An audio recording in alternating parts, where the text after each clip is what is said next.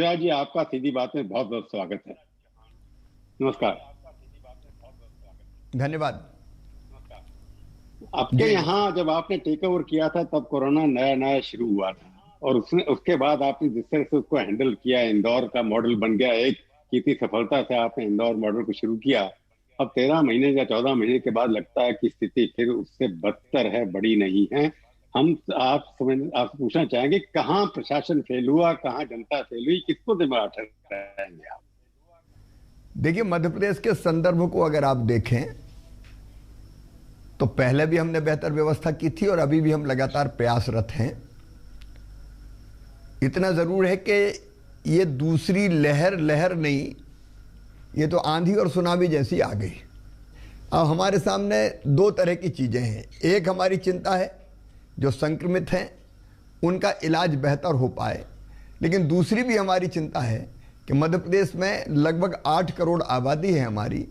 8 करोड़ आबादी में से संक्रमितों की संख्या आज 85,200 के आसपास है, लेकिन एक्टिव केसेस की ना, 7 करोड़ टोटल कितनी, 99 लाख स्वस्थ हैं। तो ये संक्रमण कैसे फैलने से रुके, एक इलाज, और दूसरा संक्रमण इस गति से ना बढ़े उसको रोकने की कोशिश। तो दिक्कत आई क्योंकि एकदम ये सुनामी की तरह आ गई। हम लोगों ने एंटीसिपेट करने का सोचा ही नहीं कि इसकी बुरी हालत हो सकती है। कई नेताओं ने इस बात के लिए कि कोई मास्क नहीं पहनता था, सब नेता अपने सड़कों पे घूम रहे थे, व्यक्ति किसी को एनफोर्समेंट नहीं हो रहा था।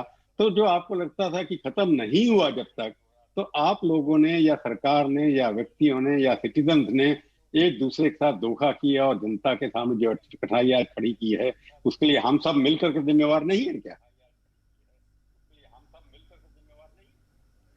देखिए, एक बात सच है कि चाहे जनता हो और चाहे नेता हो, हम लोगों ने ये मान लिया था कि कोरोना पे विजय प्राप्त कर ली, और जनता ने भी सारी एक्टिविटी, जनता हो, कार्यकर्ता हो, नेता हो, सामाजिक कार्यकर्ता हो, धार्मिक उत्सव हो, इतनी तेजी से प्रारंभ हो गए। अब मैं आपको बताऊं कि जब ये दूसरी लहर की आहट आई तो मैंने स्वयं ने अनेकों प्रयास किए, लोगों को जाके मास्क पहनाए, मैं खुद अनाउंसमेंट करता घूमा कि ये कोरोना बढ़ रहा है, सावधान रहिए। लगातार काम हो रहा है, हम लगातार कोशिश कर रहे हैं कि संक्रमितों को ठीक इलाज मिले, इसलिए चाहे अस्पतालों में बिस्तर बढ़ाने का मामला हो। अब 1 अप्रैल के बाद, 1 अप्रैल में हमारे पास जो उपलब्ध बेड्स थे, और बेड्स की जब आजकल बात करते हैं तो ऑक्सीजन बेड की बात करें, सामान्य बेड की उतनी मैं चर्चा नहीं कर रहा। वेंटिलेटर बेड की आजकल तो वेंटिलेटर की प्रॉब्लम हो रही है शिवराज जी, वेंटिलेटर की प्रॉब्लम हो रही है आजकल तो। प्रभु जी, ऑक्सीजन बेड, आईसीयू बेड और वेंटिलेटर, ये बात सच है, लेकिन उनकी पूर्ति भी हो रही है, ऐसा नहीं कि नहीं हो रही, उनकी पूर्ति भी हो रही है। लगातार बिस्तरों की संख्या बढ़ाई जा रही है। हाँ, ऑक्सीजन की आपूर्ति एक चुनौती के रूप में आई है, लेकिन हम उसका भी समाधान निकाल रहे हैं। मैं प्रधानमंत्री जी को, भारत सरकार को धन्यवाद दूंगा कि उन्होंने हमें ऑक्सीजन भी, मध्य प्रदेश में तो ऑक्सीजन होती नहीं है, ऑक्सीजन पर्याप्त मात्रा में आवंटित की, लेकिन केवल मैं सबसे बड़ी चुनौती ऑक्सीजन मानता हूँ, लेकिन ऑक्सीजन आवंटित होना, लेकिन उसको लाने के लिए दूर से टैंकर की उपलब्धता, और टैंकर वहाँ पहुँच जाए तो समय पर भर जाए, और दूसरे राज्य में टैंकर भरे तो वहाँ से समय पर निकल जाए। कई तरह के चैलेंजेज ऐसे थे कि जिसके कारण ऑक्सीजन पहुँचने में कई बार देर होती है। तो इस तरह के चैलेंज और चुनौतियाँ हैं, बावजूद इसके हम लोग डटे हुए हैं, काम कर रहे हैं और बेहतर इलाज जनता को दे पा रहे हैं। ठीक कहा, दिक्कतें जरूर है, मैं उससे इनकार नहीं करता, जैसे आपने लेकिन रास्ता भी निकल रहा है। आपने ऑक्सीजन की बात की, अब तो ये हो रहा है कि ये मेरी ऑक्सीजन है, ये गुजरात की है, ये मध्य प्रदेश की है, ये महाराष्ट्र की है, यहाँ की है। ऑक्सीजन के ऊपर भी एक झगड़ा होता चला जा रहा है। आपने एक सवाल उठाया था, आपने सबसे पहले मुख्यमंत्री से अपील भी की थी। सबसे पहले सवाल ये उठता है कि जो आपने शुरू में कहा कि एंटीसिपेशन करना सरकार, एक अच्छे नेता का काम, अच्छी सरकार का काम, अच्छे बाबू का काम ये होता है कि रिसर्च करते रहें और करते रहें। आपके यहाँ 20% पॉजिटिविटी आजकल है। आपने कहा कि आपने अपील की, आपने मास्क पहना, मैंने देखा आपको मास्क पहनते हुए, पर अभी आपके दामोह चुनाव के अंदर एक नेता खुद पूर्व मुख्यमंत्री हो गए और सारे के सारे स्टेज के ऊपर बिना मास्क के थे। और मैं आपसे भी क्षमा मांगूंगा, आपने इतना प्रचार किया वेस्ट बंगाल में, आसाम में जाकर के आपने बिना मास्क के प्रचार किया, सब पार्टियां इसके अंदर मास्क, नेता अगर मास्क नहीं पहनेंगे, चाहे वो छोटा हो या बड़ा हो, इतने बड़े संक्रमण हो गया, उसके लिए आप लोग जिम्मेवार होंगे ना। देखिए, दमोह का जहां तक सवाल है, हम लोगों ने, मैं 12 तारीख को दमोह गया था, लेकिन जब संक्रमण बढ़ा हमने अपने दौरे रद्द कर दिए। बाकी राज्यों में भी, जिन राज्यों में चुनाव थे, वहाँ कोई कल्पना नहीं थी, ना संक्रमण इतना ज़्यादा था कि उसके कारण चुनाव तय करता चुनाव आयोग। बढ़ते हुए संक्रमण को उस समय कितना बढ़ेगा इसका अंदाज किसी को नहीं था, और इसलिए केवल इसके आधार पर दोष देना मैं मानूंगा ये उचित नहीं है। नहीं शिवराज जी, आपकी बात ठीक है। सवाल ये है कि आयोग तो डेट फिक्स करता है, प्रोटोकॉल अगर कोरोना का है, मैं सब पार्टी को, ममता जी या आप हैं, कि आप लोगों में कंपटीशन हो रहा था कौन इतनी भीड़ इकट्ठी करेगा, तो उसके अंदर आपने प्रोटोकॉल जो आप सबको कहते थे, शिवराज जी आपको मैंने कई बार सुना कि मास्क पहनिए, मैंने स्टेज से किसी भाषण करते हुए नहीं देखा कि जनता सामने खड़ी है, आप तालियां सब लोग बजवाते रहे, परंतु किसी ने कहा कि आप मास्क पहन के अगली बार आएंगे। महात्मा गांधी बनना चाहिए था, जब उन्होंने कहा हिंसा नहीं होगी तो भूख हड़ताल पे बैठ गए थे। मेरे को लगता था कि इस तरह से अगर करते, अब जहां भी चुनाव हुआ है आज उनकी संख्या देखिए कितनी ज्यादा बढ़ गए हैं। आपका दामों में तो बढ़ ही गए, आपका एग्जाम्पल आपके सामने है। तो मेरे को लगता नहीं है कि नहीं, कहीं ना कहीं अगर हम प्रिकॉशन लेते जो आपने शुरू किया था, वहां हम अपने आप से धोखा कर गए। देखिए, ये समस्या ऐसी थी, ये महामारी ऐसी थी कि जिसका किसी को अंदाज नहीं था किस गति, और केवल भारत में नहीं, केवल मध्य प्रदेश में नहीं, दुनिया के कई देशों में एक लहर आई, दूसरी लहर आई। अब हमने देखा कि यूके जैसे देश को, अमेरिका जैसे देश को कितना परेशान होना पड़ा। सामान्य कोई समस्या होती है तो उसका पूर्वानुमान लगाना आसान होता है, लेकिन जिस समस्या का कोई आकार और प्रकार ही समझ में ना आता हो, उसके बारे में पूर्वानुमान लगाना बहुत दुष्कर और कठिन काम है। और इसलिए मैं तो ये कहूँगा आपसे भी कि दोष देने के बजाय हम इसका समाधान ढूंढने में, हम समाधान ढूंढ भी रहे हैं, हम लोग काम भी कर रहे हैं, लेकिन जो प्रयास हो रहे हैं उन प्रयासों की भी चर्चा और जिक्र होनी चाहिए। अब मध्य प्रदेश के संदर्भ में हम कहें तो संक्रमितों की संख्या स्थिर है। अगर 12,000 से ज़्यादा कुछ केस आ रहे हैं तो 10,000 के आसपास डिस्चार्ज होकर स्वस्थ होकर भी जा रहे हैं। आपके यहाँ कंट्रोवर्सी शुरू हुई कि जितनी मृत्यु हो रही है, शमशान घाट में जितने लोग मर रहे हैं, जितने आपकी फिगर आ रही है, मैंने देखा अखबारों के अंदर, कितना सच है वो आप बता पाएंगे, कितना फर्क था कि 35 और 400 का फर्क या 35 और 100 का फर्क। उससे कई बार ये होता है कि क्रेडिबिलिटी सरकार की कम हो जाती है, चाहे वो कोई भी कारण उसके अंदर हो। उसका भी समाधान किस तरीके से आपको करना चाहिए। चूंकि विषय उठा, 1 मिनट में मैं आपसे निवेदन करता हूं कि एक भी मृत्यु दुखद है, एक भी। कौन मुख्यमंत्री चाहेगा कि उसके राज्य में मृत्यु हो? एक भी दुखद है। लेकिन जहां तक मृत्यु का आंकड़ा है, मैं उस पर लंबी बहस नहीं करना चाहता। मैं केवल इतना कहना चाहता हूं कि जिस दिन मृत्यु होती है उस दिन सेम डे अंतिम संस्कार तो हो जाता है, लेकिन डेथ ऑडिट के कारण सेम डे वो डाटा नहीं आ पाता कि आज इतनी मृत्यु हुई, वो आएगा 1 दिन बाद, 2 दिन बाद। दूसरी बात, उसके कारण अंतर आता है, नंबर 1। नंबर 2, अंतर इस कारण भी आता है कि कुछ मृत्यु होती है कोरोना से और कुछ होती है बाकी कारणों से, लेकिन कोरोना के प्रोटोकॉल के तहत उनका अंतिम संस्कार होता है और इसलिए वो काउंट सारी की सारी होती है। और इसलिए देखिए, ये कोई बहस का विषय थोड़ी है। एक भी मौत हो, 10 मौत हो, ये तो हम सबके लिए दुखद है। कौन मृत्यु छुपाना चाहेगा? क्यों छुपाना चाहेगा और कैसे छुपा सकता है? कोई प्रश्न ही पैदा नहीं होता, कह रहा हूं मैं, कोई सवाल ही पैदा नहीं होता। मैं सवाल ये है कि इसलिए सकारात्मक जो आप काम कर रहे हैं, जैसे आपने कहा कि ऑक्सीजन की आपूर्ति जैसे कर रहे हैं, आपने सब जगह से मंगा लिया, और मेरे को लगता है कि क्या अभी मध्य प्रदेश के अंदर ऑक्सीजन की पूर्ति पूरी है? जितने वेंटिलेटर चाहिए, जितने बेड्स चाहिए, अखबारों के हिसाब से या न्यूज़पेपर के हिसाब से वहां शॉर्टेज अभी भी है, ऐसा लगता है? नहीं, शॉर्टेज है, मैं बिल्कुल इनकार नहीं करता, मैं कोई असत्य बात नहीं करूंगा, लेकिन हम बिस्तर लगातार बढ़ाते भी चले जा रहे हैं। अब अगर आपका अंदाज ये है कि बिस्तरों की संख्या चाहिए 20 और एकदम 30,000 की बात आ गई तो दिक्कत होगी। लेकिन हमारे यहाँ बिस्तरों की 3 तरह की चीज़ें, एक सामान्य बिस्तर, उनकी कोई कमी नहीं है। दूसरे, ऑक्सीजन बेड नहीं मिल रहा है ऐसा नहीं है, लेकिन भरे हुए हैं कई जगह, कई अस्पतालों में भरे हुए हैं। और अस्पतालों में भी कई बार मानसिकता बन जाती कि इस अस्पताल में बेहतर इलाज होता है, तो लोग जाना चाहते हैं उसी अस्पताल में, उस अस्पताल में जगह नहीं होती। जब दूसरे अस्पताल की बात करती तो लोग कई बार जाना नहीं चाहते। मैं ये मान रहा हूं कि बिस्तर फुल है, लेकिन लगातार बढ़ रहे हैं, हम रास्ता निकालने की कोशिश कर रहे हैं। और ऑक्सीजन प्राप्त करने के मार्ग में भारत सरकार ने व्यवस्था कर दी कि इतनी ऑक्सीजन मध्य प्रदेश की, इतनी ऑक्सीजन दूसरे राज्य की, लेकिन टैंकरों की उपलब्धता समय पे आ जाए, टैंकर समय पे भर जाए। और फिर मैंने भी कहा, मैं कोई छुपाता नहीं हूं, मैंने ही कहा कि कई जगह दूसरे राज्यों से टैंकर रोके गए, अधिकारियों ने रोके, मैंने शिकायत भी की। लेकिन उसके बाद भारत सरकार ने डिजास्टर मैनेजमेंट एक्ट के तहत आज ये फैसला कर लिया कि किसी भी राज्य का टैंकर रोका जाना इलीगल है। ये ऐसी समस्याएं थी कि जिसके बारे में पहले कभी किसी ने सोचा नहीं था। उसके कारण जो आवंटित और उपलब्ध ऑक्सीजन, मैं फिर कहूंगा कि ये इसलिए हुआ, देर लगती है। कई ये बात ठीक है आपकी, एक टैंकर ही हमारा पलट गया एक जगह रास्ते में, अब पलट गया तो देर हो गई पहुंचाने में। कहीं ड्राइवर सो गया क्योंकि राउरकेला से आना है उसको, भिलाई से आना है उसको उत्तर प्रदेश में कहीं दूर से आना है। तो इस तरह की समस्याएं आती है, लेकिन उसका समाधान भी हम लगातार करते जा रहे हैं। जो कांग्रेस से प्रताड़ित लोग हैं या अपोजिशन के लोग, वो तो कह रहे हैं कि आपका बंटवारा हर चीज का, चाहे वो दवाई का हो चाहे किसी और चीज का हो, बीजेपी जितने से प्रशासित लोग हैं वहां पर आपको ज्यादा बांटा जा रहा है। कोई ट्रांसपेरेंसी पॉलिसी में नहीं है, ऐसा चार्ज उन्होंने लगाया आप लोगों के ऊपर।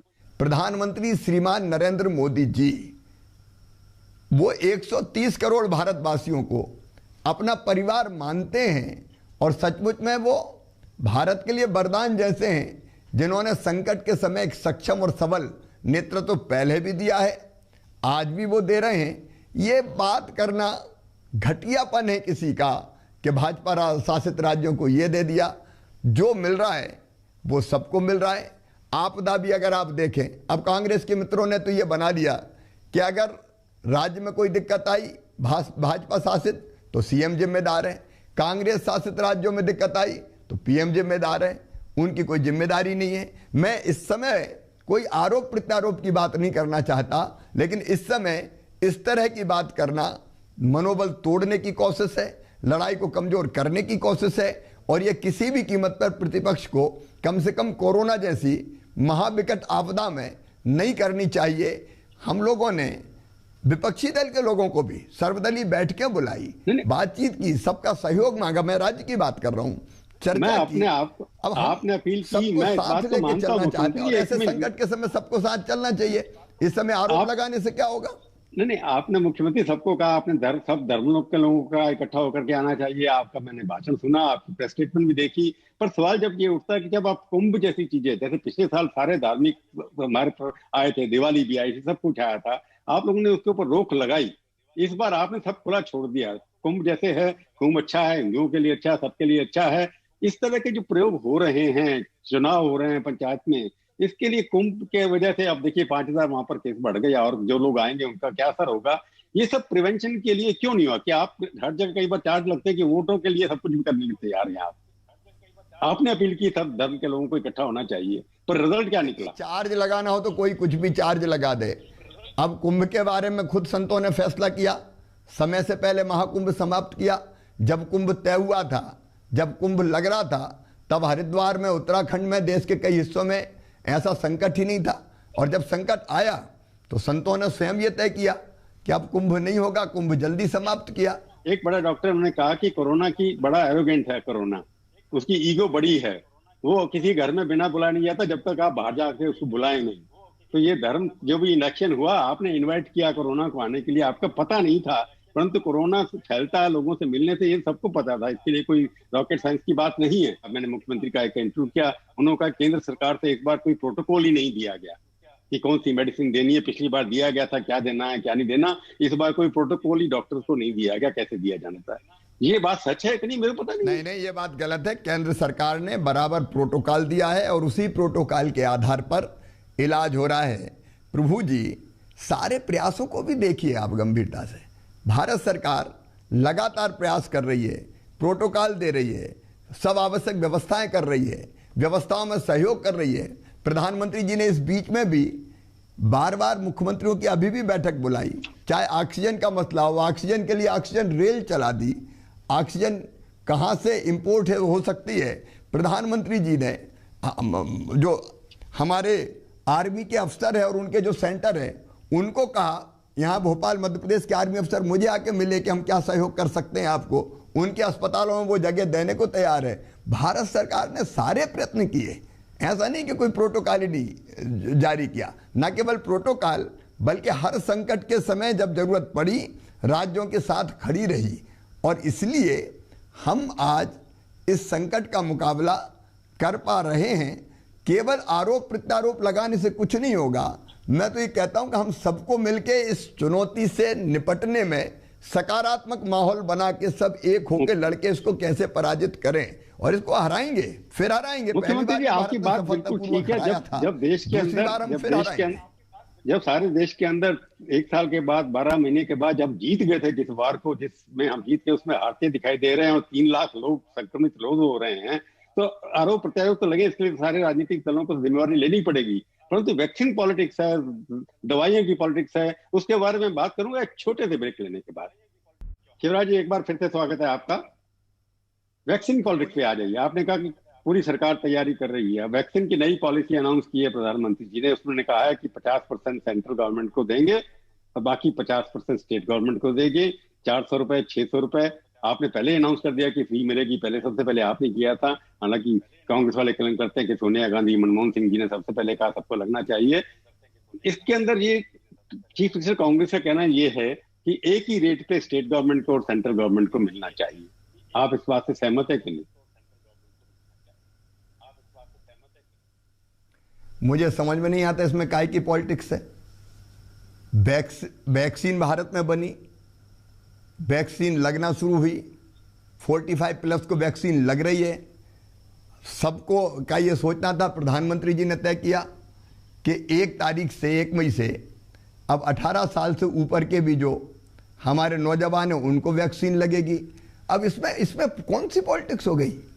नहीं, मैंने आप सवाल शायद पूरा सुना नहीं मेरा। अगर सवाल नहीं सुना। वैक्सीन केंद्र और सवाल नहीं सुना राज्य मिलकर लगाते हैं तो इसमें तकलीफ क्या है? शिवराज जी, सवाल एक मेरा ये है कि अनाउंस नई पॉलिसी हुई है, उसके अंदर सेंट्रल गवर्नमेंट को 50% मिलेगी जो सेंट्रल गवर्नमेंट अपने अस्पतालों में फ्री देगी।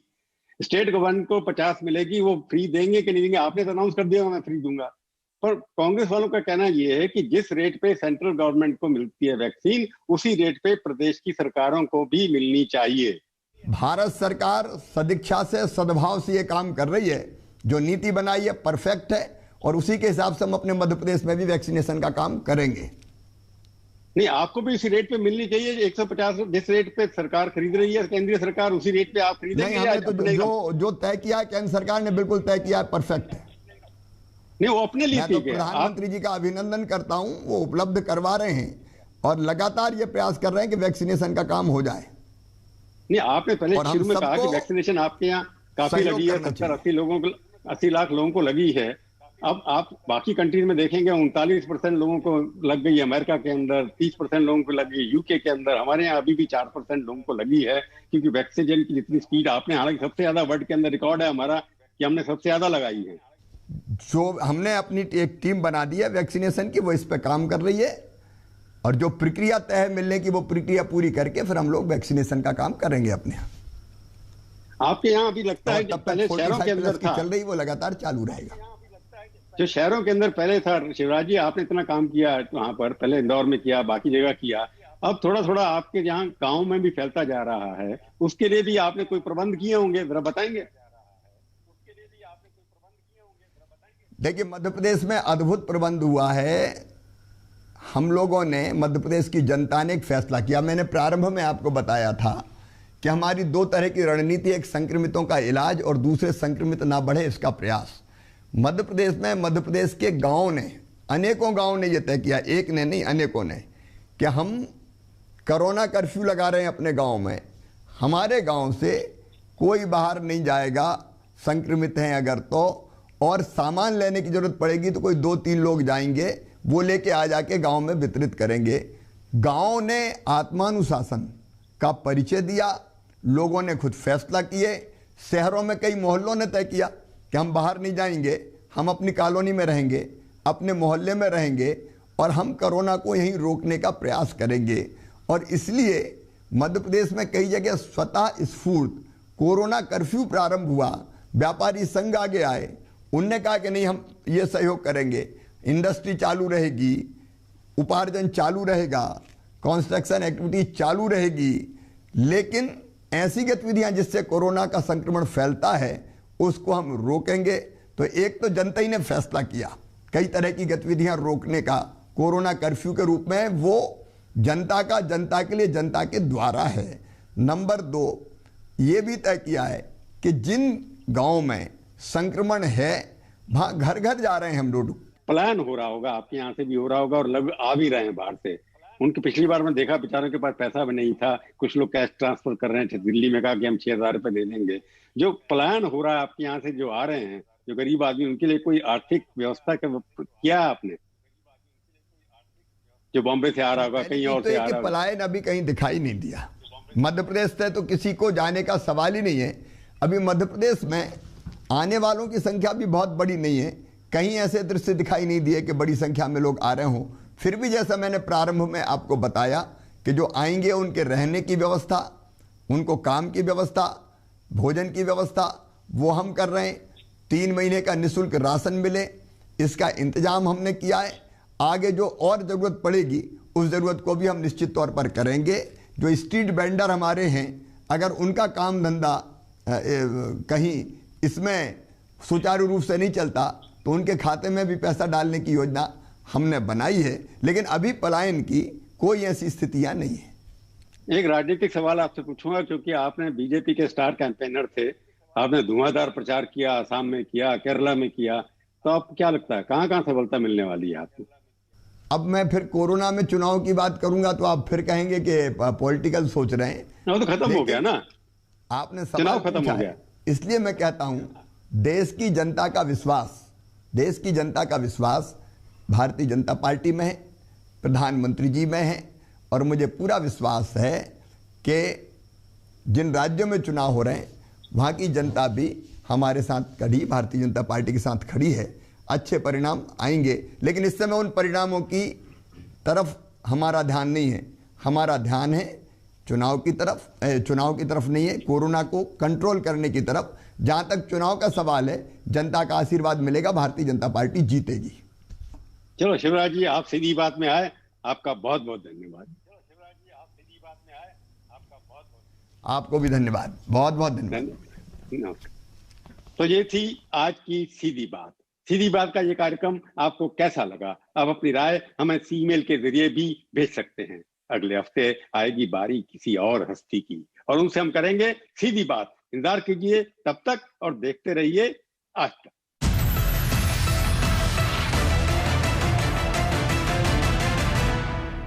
Take 1, take 2, take billion and 3 बावजूद इसके मेरे बाल रहे हमेशा तैयार। Say hello to wow hair days with wow skin science red onion black seed hair oil, बिना किसी हानिकारक केमिकल्स के। ऑर्डर कीजिए www.buywow.in पर।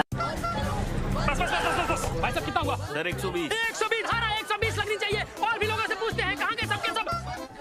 भाई साहब कौन है आप मेरे पीछे पीछे क्यों आ रहा है? आप जरूर को जानते हैं। सर मैं पांडे, आपका कैमरामैन। अब रोज से हम गलती करते हैं। गलती तो हुई है, गलती में कौन कौन से लोग शामिल हैं सबका पर्दाफाश करके रहेंगे। मैडम, ये जो हो रहा है इस मुद्दे पे आपका क्या कहना है? अब इस में कितने राज छुपे हैं, हम इसका पर्दाफाश करेंगे। रात 8:30 बजे देखते रहिए। सरेआम बज रहा है सच का बैंड। हाँ मैडम, ये सच का बैंड बजाते हैं और आज तक वाले इनका। समाचार तमाशा नहीं, भरोसा आज तक सबसे तेज।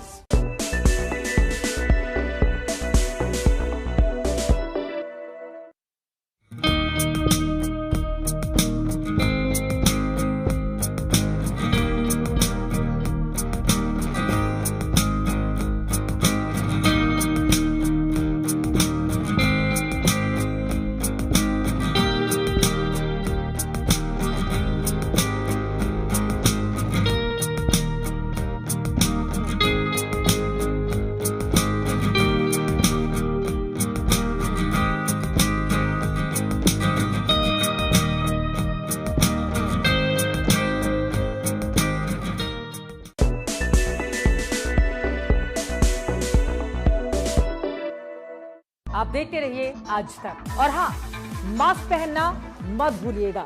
याद रखें, कोरोना को मात मास्क के साथ।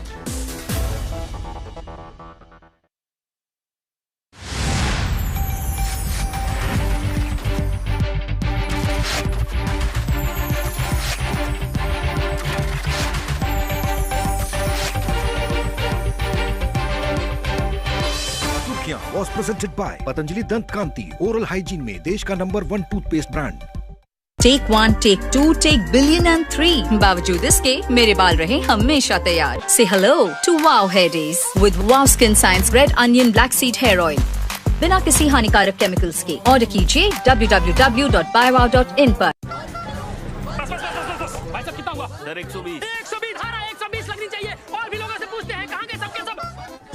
भाई साहब कौन है आप मेरे पीछे पीछे क्यों आ रहे हैं? आप जरूर को जानते हैं। सर मैं पांडे, आपका कैमरामैन। अब रोज से हम गलती करते हैं। गलती तो हुई है, गलती में कौन कौन से लोग शामिल है सबका पर्दाफाश करके रहेंगे। मैडम ये जो हो रहा है इस मुद्दे पे आपका क्या कहना है? अब इस में कितने रात